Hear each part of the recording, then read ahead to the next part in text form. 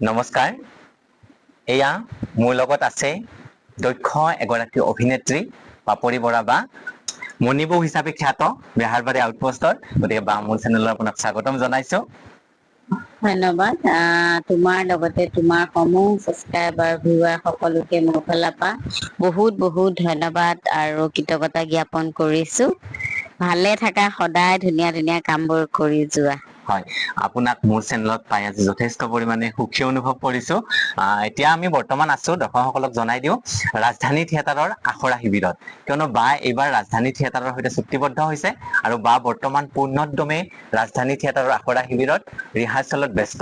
গতিকে বাৰ অভিনয় জীৱনৰ ইটো সিটো কথা আজি জানিবলৈ চেষ্টা কৰিম, লগতে আপোনালোককো জনোৱাম। গতিকে খুব ধুনীয়াকৈ আপোনালোকে ভিডিঅ'টো শেষলৈকে চাই থাকিব। বা প্ৰথমতে আপোনাক সুধিব বিচাৰিছো আপোনাৰ অভিনয় যাত্ৰাটোৰ বিষয়ে অকণমান কথা, কাৰণ আপুনি মণিবৌ হিচাপে দৰ্শকৰ মাজত যথেষ্ট সমাদৰ লাভ কৰিলে, কিন্তু তাৰ আগতেও আপুনি বহুত ধাৰাবাহিক হওক বা অন্যান্য কামৰ সৈতে বা নাটকৰ সৈতে আপুনি জড়িত হৈ আছে। গতিকে আপোনাৰ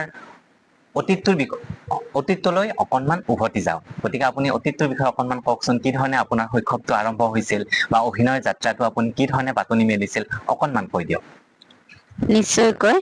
আচলতে মই সৰুৰ পৰা ছোৱালীজনী মানে এই কালচাৰেলৰ প্ৰতি বিৰাট আগ্ৰহী। মই খুব ভাল পাওঁ এইবোৰ নৃত্য, গীত, নাচ বা কিবা কিবি। আৰু সেই অনুপাতে আমাৰ গাঁৱত মানে প্ৰথমে কিবা এটা হলে মোকে আগবঢ়াই দিছিলে বাৰু। তাৰপিছত লাহে লাহে যেতিয়া ডাঙৰ হলো, পঢ়া শুনাও মানে ওপৰলৈ গৈ আছে, ঠিক তেনেকুৱাতে মানে এটা কৰ্মশালা খবৰ পালো, আৰু যিটো কৰ্মশালা হৈছিলে আমাৰ পুৰণি গুদাম নাট্যমত। আৰু অসমৰ প্ৰায় খিনি মানুহে চিনি পায় যে পুৰণি গুদামখন কি। আচলতে পুৰণি গুদামত বহুত নাটকৰ উৎপত্তি বুলি ক'ব লাগিব। আৰু তাতেই নাট্যম, পুৰণি গুদাম নাট্যম বুলি এটা গ্ৰুপ, আৰু মোৰ গুৰু আছিলে অঞ্জন ভূঞা। তেখেতক মই এতিয়াও মোৰ ফালৰ পৰা শ্ৰদ্ধা জ্ঞাপন কৰো। তেখেতে মোক এটা ভাল অপৰচুনিটি দিলে বুলি মই ক'ব লাগিব। যিহেতু সৰুৰ পৰা মই এইটোৰ প্ৰতি আগ্ৰহী আছিলো, তাৰ মাজতে মনতে ভাবিলো যে আৰ্টিষ্ট ইমান পতককে হোৱাটো সম্ভৱ নহয়। মন যায়, টিভিত দেখি থাকো, তথাপিও পঢ়া শুনাওতো কমপ্লিট কৰিব লাগিব, কাৰণ আজিৰ যুগত পঢ়া শুনা নকৰিলে একো নাই। সমানে লৈ যাব লাগিব সমানে লৈ গতিকে যাব লাগিব। তাৰ পিছত ভাবিলো যে জীৱনত হয় উকিল হম, নহলে এগৰাকী নাৰ্ছ হম। পঢ়া শুনাত একেবাৰে ইমানো একেবাৰে মুধা ফুটা নহয় যে একে উকিল হমগে। যি নহওক, এগৰাকী নাৰ্ছ হলো বাৰু। নাৰ্ছিং কৰি থকাৰ মাজতে, পঢ়ি থকাৰ মাজতে মই এটা কৰ্মশালা কৰিবলৈ সুযোগ পালো অঞ্জন দাৰ ওচৰত। আমি 12 দিনীয়া এটা কৰ্মশালা কৰিছিলো, আৰু তাতেই এখন নাটকৰ উৎপত্তি হ'ল। আৰু যিখন নাটক মোৰ জীৱনৰ আটাইতকৈ বহুত বেছি মোৰ জীৱনৰ কাৰণে মূল্যৱান, মোৰ জীৱনৰ টাৰ্ণিং পইণ্ট। মানে আৰু অভিনয় যাত্ৰাটো নাটকৰ পৰাই আৰম্ভ হৈছিল। নাটকৰ পৰাই। হয়। তাৰপিছত সেই নাটকখন কৰি থাকোতে 2010 মান চনত মই তেতিয়া দুলীয়াজানত কম্পিটিশন এটা কৰিবলৈ গৈছিলো। আৰু সেই কম্পিটিশনটোতে মই এখন অসমীয়া চিনেমাৰ বাবে চিলেক্ট হৈছিলো। আৰু অসমীয়া চিনেমাখনৰ নাম হৈছে পানী। আৰু আমাৰ সকলোৰে মৰমৰ বিশিষ্ট পৰিচালক যদুমণি দত্ত। যদুমণি দত্ত বুলি ক'লে সকলোৱে চিনি পায় হয় দুলীয়াজানৰ। আৰু আগতে বহুত চিনেমা কৰিছে বহুত তেখেতে, বাৰুদত আছে নেকি, বহুত কিবা কিবি কেইখনত আছে। খুব ধুনীয়া এক্টৰ এজন ভালো। তেখেতৰ তত্বাৱধানত এই পানী চিনেমাখন কৰিলো 2012 চনত। আৰু সেই পানীখন মোৰ প্ৰথম জীৱনৰ কেমেৰাৰ সন্মুখত আচলতে। আৰু তেতিয়া মানে কেমেৰাটো আজিৰ কেমেৰাটো লেখীয়া নহয়, তেতিয়া কেমেৰাটো আছিলে ৰীল। তাৰপিছত চিনেমাখন কৰাৰ পিছত মই গুৱাহাটী আহিলো আকৌ। তাৰ আগতে মই গুৱাহাটীতে আছিলো দেই, মই গুৱাহাটীত কাম এটা কৰি আছিলো। আৰু তাৰ ফাকে ফাকে মই মানে এমেচাৰ নাটক কৰিছিলো, আৰু সেই নাটক কৰিবলৈ যাওঁ। তেনেকেই থাকিলে, চিনেমা কৰিলো, চিনেমা কৰি আকৌ গুৱাহাটী বেক হলো। আৰু গুৱাহাটীত আকৌ মই চাকৰিত জইন কৰিলো। তাৰপিছত ঠিক তেনেকুৱাতে এদিন ৰাজেশ দাই মাতিলে।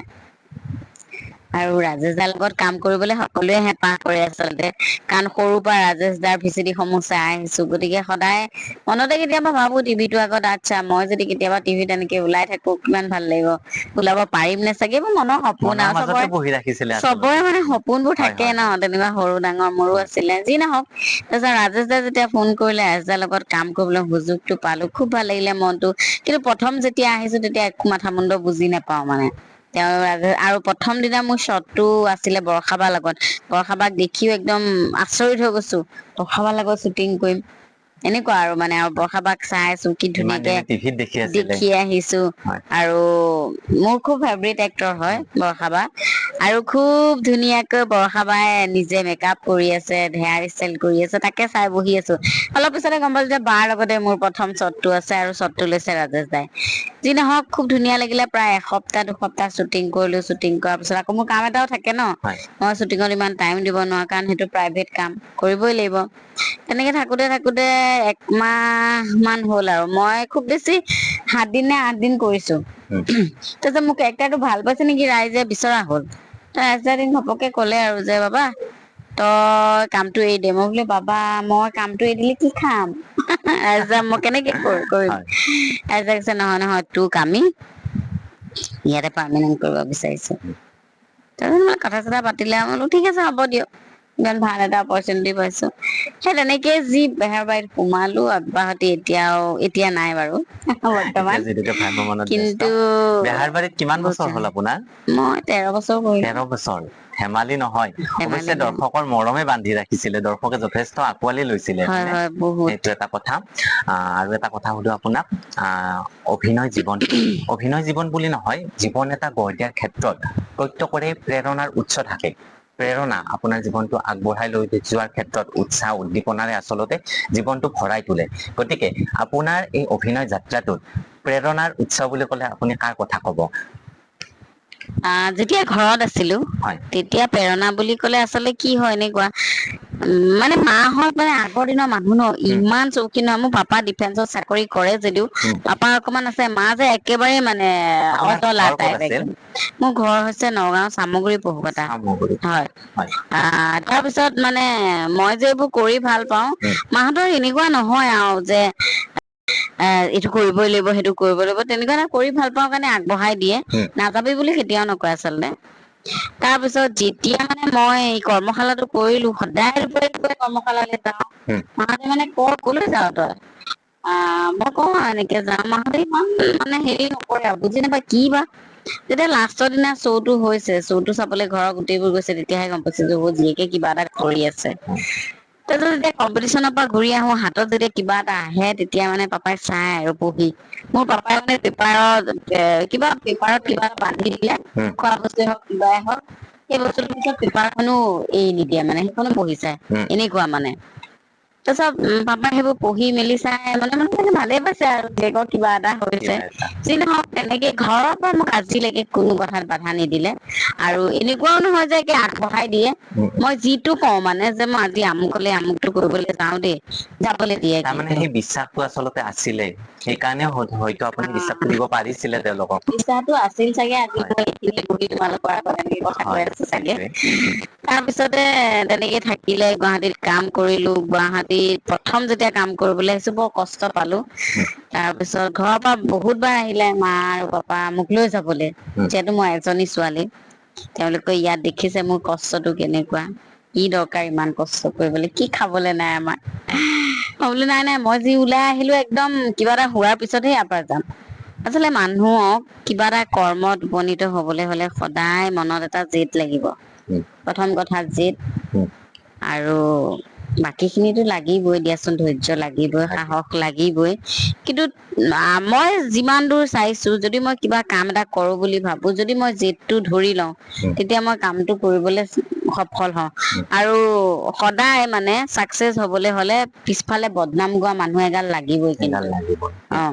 মানুহ বদনাম গোৱা মানুহ নহলে তুমি কিন্তু কোনো জীৱনত আগুৱাই যাব নোৱাৰা। গম পাইছানে? বহুত ঘাত প্ৰতিঘাত, বহুত খিনি কিবা কিবি মাজত জীৱনটো পাৰ হ'ল। তাৰ পিছতে বিয়া হলো, আৰু বিয়া হোৱাৰ পিছত মোৰ কপালখন ভাল নে তেওঁলোকৰ কপালখন ভাল মই নেজানো, কিন্তু এটাই কথা মোৰ ফেমিলি মানে মোৰ শাহু হওক, মোৰ শহুৰ হওক, বা মোৰ হাজবেণ্ড হওক, তেওঁলোক মোতকেও এখোব ওপৰতহে। মানে মই যদি কেতিয়াবা পিছলে এখোব মানে যাওঁ, তেওঁলোকে আকৌ দুখোব আগলৈ পঠিয়াই দিয়ে। এনেকুৱা মানে।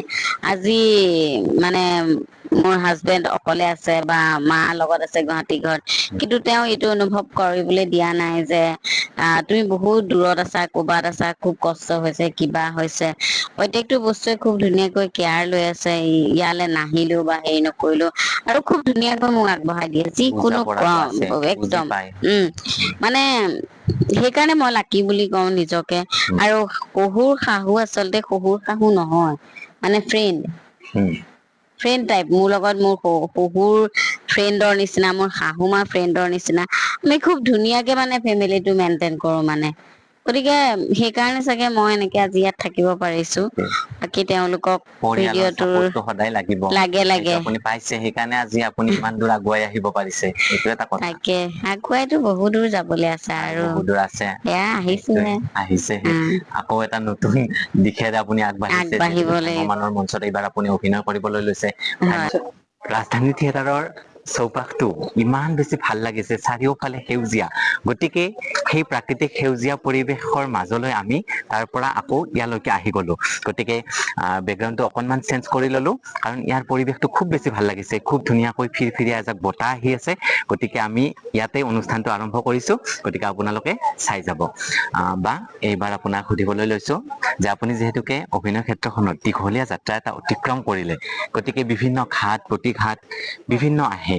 গতিকে এনেকুৱা কেতিয়াবা হৈছে নেকি যে আপুনি আকৌ পিছলৈ উভতি চাবলগীয়া হৈছে, বা কেতিয়াবা হতাশা আহিছে নেকি মানে অভিনয় ক্ষেত্ৰখনত আগবাঢ়ি যাওঁতে? সঁচা কথা কবলৈ গলে, মই কিছুমান কথাত ইমান মাইণ্ড নকৰো। উম, মানে কথাটো হ'ল এনেকুৱা, মই আহিলো, মই অভিনয় কৰি আছো, উম, আৰু যিমান খিনি দূৰ আগবাঢ়িছো। উম, আৰু যদি কেতিয়াবা হতাশ হবলগীয়া হয়, মই সেই হতাশা খিনি আশীৰ্বাদ হিচাপেহে লওঁ মানে। উম, আৰু কোৱাইতো বহুত কব বহুত বা কম। হেৰিতো বহুত হব, কিন্তু সেইখিনি বস্তুক নেওচি পেলাই আগবাঢ়ি যাব পৰাটোহে আচল। অ, আৰু গতিকে মানে তেনেকেই আগবাঢ়ি আছো। আৰু খুব ভাল লাগিছে আচলতে। এটা দীঘলীয়া যাত্ৰা। মই 13 বছৰ এটা জেগাত আছিলো, 13 বছৰ এটা জেগাত কাম কৰি, সেইটো এটা বেলেগ অভিজ্ঞতা। তাৰ পিছত তাৰ পৰা এতিয়া ভ্ৰমণলৈ আহিছো, আৰু ইয়াতে আমাৰ এতিয়া ৰিহাৰ্চেলৰ খুব বেছি 10-15 দিন হৈছে। ইয়াৰো এটা বেলেগ অভিজ্ঞতা দিনে দিনে পাই আছো। গতিকে খুব ভাল লাগিছে। তাৰ মাজতো অকণ ইফাল সিফাল থাকিব, আৰু সেই বস্তু খিনিক মই মানে নিগেটিভ হিচাপে নলওঁ, সদায় পজিটিভ হিচাপে লওঁ। আৰু ইয়াত মোতকৈ অভিজ্ঞ বহুত লোক আছে, যিহেতু উম, মানে মই প্ৰথম। উম, গতিকে কিবা এটা নাজানিলে, কিবা এটা ভুল হলে, বা কিবা এটা যিকোনো, উম, ডাঙৰ সকলক মই সুধি লওঁ। আৰু ডাঙৰ সকলে ইমান ধুনীয়াকৈ চাপৰ্ট কৰে, ইমান ধুনীয়াকৈ। একচুৱেলি কবলৈ গলে, আমাৰ এইবাৰ ৰাজধানী থিয়েটাৰৰ পৰিয়ালটো বহুত ভাল, বহুত ষ্ট্ৰং, আৰু বহুত ভাল। আমি মানে ফেমিলি টাইপত। আৰু তাৰ মাজতে পাঞ্জনা বাক লগ পাইছো। পাঞ্জনা বা এগৰাকী বলিষ্ঠ অভিনেত্ৰী, ভ্ৰাম্যমাণ জগতৰ। হয়, গতিকে বাৰ সান্নিধ্য পোৱাটো আমাৰ কাৰণে মানে বহুত, হয়নে? হয়। আৰু তাৰ লগতে ইয়াতে বহুত কেইগৰাকী আছে অভিজ্ঞ ব্যক্তি, সকলোকে লগ পাইছো। খুব ভাল লাগিছে। এনেকৈ যাতে যাত্ৰাটো অব্যাহত থাকে। আপোনাৰ ভ্ৰাম্যমাণমুখী এই যাত্ৰা সফল হওক, আমি তাকেই কামনা কৰিছো। আপোনালৈ বহুত বহুত ধন্যবাদ। শুভেচ্ছা থাকিল। আপুনি এনেধৰণে অভিনয় জগতখনত আগবাঢ়ি গৈ থাকক। গতিকে শেষত দৰ্শকখিনিক আপুনি কি কব? দৰ্শকসকলে, মই সদায় দৰ্শকক কৃতজ্ঞতাই জনাই আহিছো। যিহেতু দৰ্শক অবিহনে আমি আধৰুৱা। হয়, আৰু সেইকাৰণে দৰ্শকক এটাই কওঁ যে, আপোনালোকে কৰবাত কিবা ভুল ক্ৰুটি থাকিলে আপোনালোকে আঙুলিয়াই দিব। সেয়া আমি কেতিয়াও বেয়া নাপাওঁ। আপোনালোকৰ সেইখিনি মানিবলৈ যৎপৰোনাস্তি চেষ্টা কৰিম। আৰু তাৰ উপৰিও যিহেতু এতিয়া ভ্ৰাম্যমাণৰ বতৰ, ভ্ৰাম্যমাণ চাৰিওফালে ভ্ৰাম্যমাণ হৈ আছে। আৰু যদি ভিডিঅ'টো চাই থকা কোনোবা ঠাইত এতিয়াও আমাৰ ৰাজধানী থিয়েটাৰ যোৱা নাই, গতিকে আপোনালোকে সোনকালে যোগাযোগ কৰিব পাৰিব। আপোনালোকে এই চেনেলটোত যোগাযোগ কৰিলেও পাই যাব। গতিকে আপোনালোকে আমাক যদি আপোনাৰ ওচৰৰ পৰা পাবলৈ বিচাৰিছে, তেতিয়াহলে নিশ্চয় যোগাযোগ কৰিব বুলি আশা থাকিলে। আৰু সকলো ভালে থাকক। যিহেতু গৰম বহুত পৰিছে, গতিকে খুব পৰিমাণে পানী খাওক। আৰু পৰাপক্ষত একো কাম নাথাকিলে ঘৰৰ পৰা বাহিৰ নহবই। আৰু ঘৰতে থাকক, ভাল হৈ থাকক, সুস্থ হৈ থাকক। ঠিক আছে। বহুত বহুত ধন্যবাদ আপোনাক এইখিনি সময় দিয়াৰ কাৰণে। ধন্যবাদ। নমস্কাৰ। Thank U.